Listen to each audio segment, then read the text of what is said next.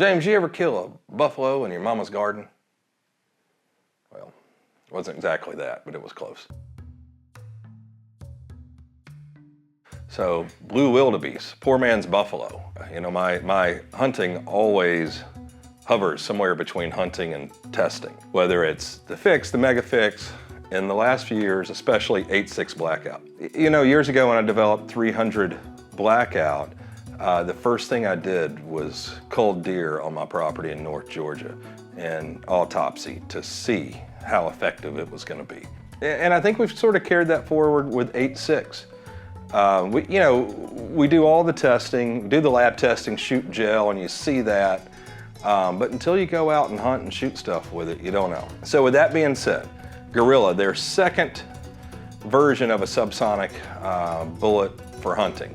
Originally they had the 285 fracturing round, and now they have the 342, I think they call it pork shredder. With testing this, we try to do it from 5 yards to 300 yards on 100-pound animals to 2,000-pound animals. Generally with subsonic hunting bullets, we get passed through, even on zebra, blue wildebeest, lots of large animals, eland, kudu. Yeah, so Mr. Trotsky calls me, tells me the situation of the 2 wildebeest that showed up a few days ago in his garden, won't leave. I assume he's exaggerating and they're gonna be somewhere on his property. He has 1,000 acres, which sounds like a lot in America, but you know, Crusader Safari is about 500,000 acres, so this is just a little piece of land for that part of South Africa. Anyway, we roll up to his place, go to his house, Mr. Trotsky comes out, he points us in the direction behind his house, by the staff housing, by his garage, and the diesel tank, and he tells me he last saw it next to the diesel tank.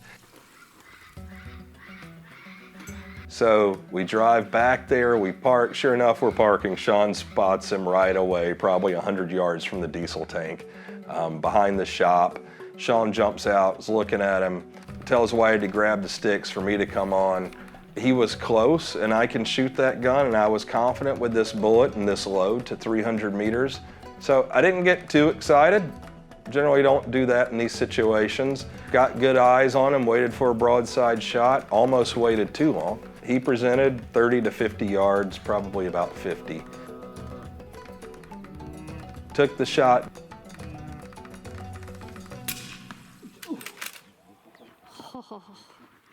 Double lunged him, and you know, he perished in 10 or 15 seconds, went 30 yards, laid down.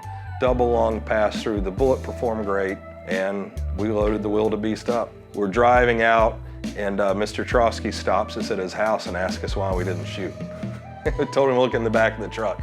He didn't know we were testing subsonic with a silencer, so he's 100 yards from us, didn't even hear it. This just continues to prove that subsonic hunting is the future inside 300 meters.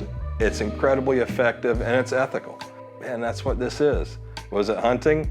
Not really, it was more culling. But the meat went to use, so we got to test 8.6 blackout, we learned some stuff, and we did a neighbor a favor.